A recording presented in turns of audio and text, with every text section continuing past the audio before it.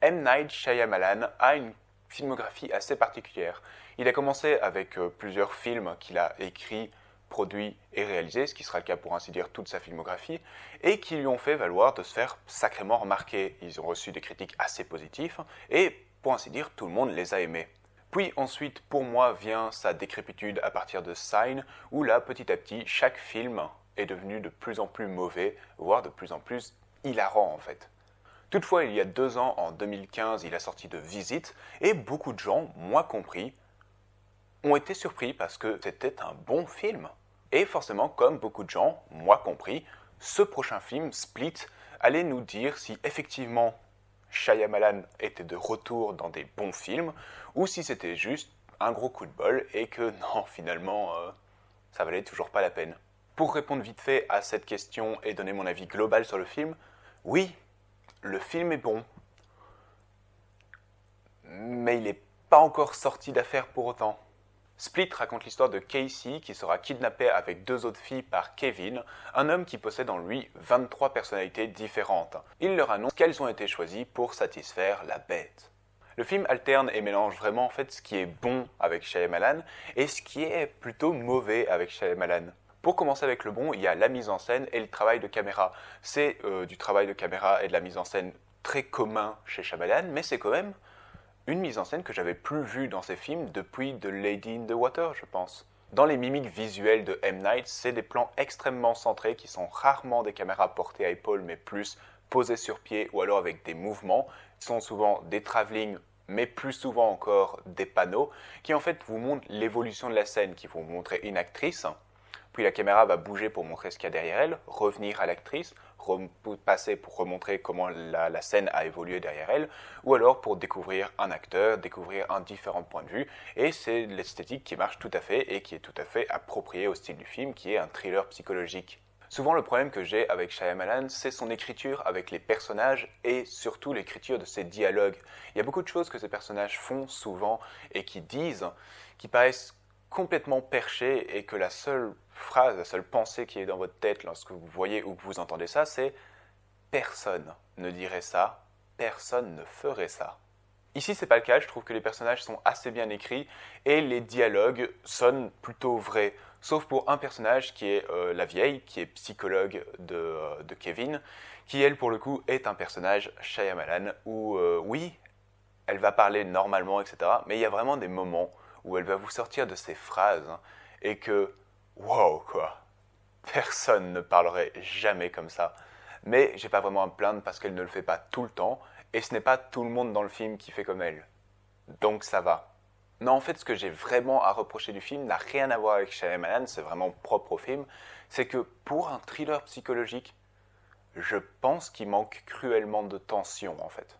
Et c'est vraiment dû pour moi à plusieurs choix de réalisation. D'abord avec Kevin, qui a donc 23 personnalités en lui, il est plus intéressant qu'effrayant en fait. Il n'y a aucune personnalité qui n'est vraiment menaçante et dangereuse en soi. Et donc, pendant tout le long du film, on n'est pas vraiment effrayé, du moins je ne suis pas du tout effrayé par ce personnage.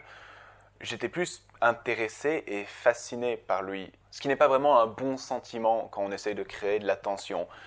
Il y a aussi niveau du jeu d'acteur, je sais, c'est James McAvoy.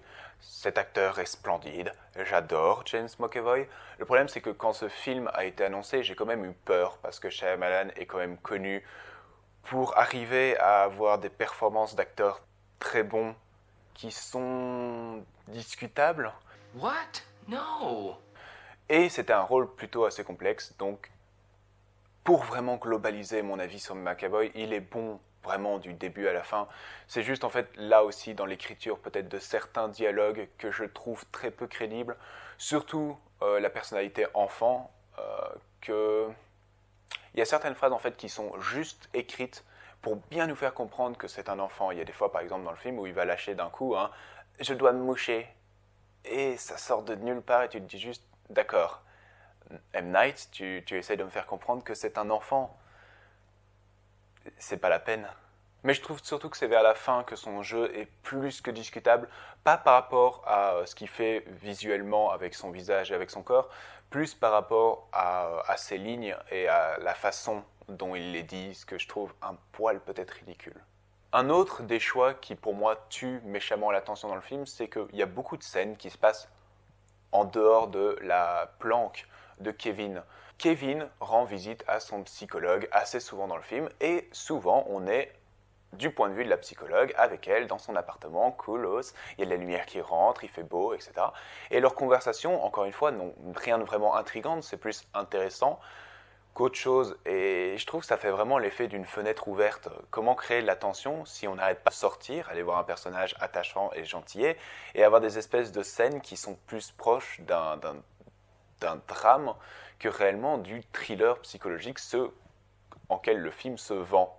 Rajouté à ça, il y a énormément de flashbacks dans le film, ce qui fait qu'encore une fois, on sort quand même méchamment de la planque de Kevin, et je trouve que le film n'arrive pas à créer une tension suffisante. Et en plus de ces visites chez la psychologue, et en plus de ces flashbacks, le film est parsemé d'explications. J'ai eu l'impression de me retrouver à la fin de Psycho, où t'as une énorme scène où les gens t'expliquent concrètement ce qu'a Bates comme problème, et c'était logique à l'époque, parce qu'à l'époque, personne dans le public ne comprenait réellement ce qui arrivait à Bates.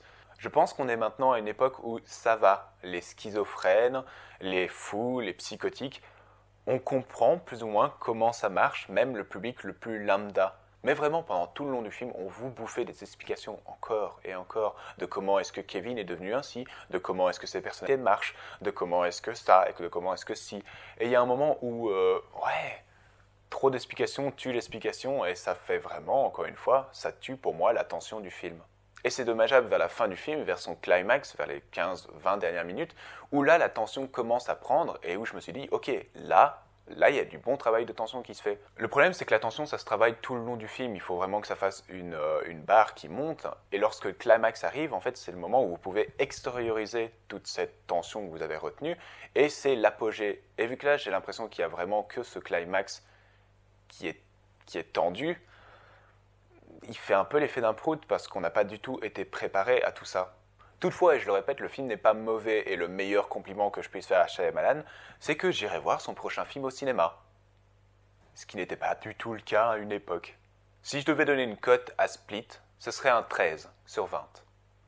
Comme toujours, merci d'avoir regardé cette vidéo, vous pouvez l'aimer, la partager, vous abonner à ma chaîne et la partager également. J'ai une page Facebook, Twitter dans les liens de la description et je vous retrouve la prochaine fois pour une nouvelle critique.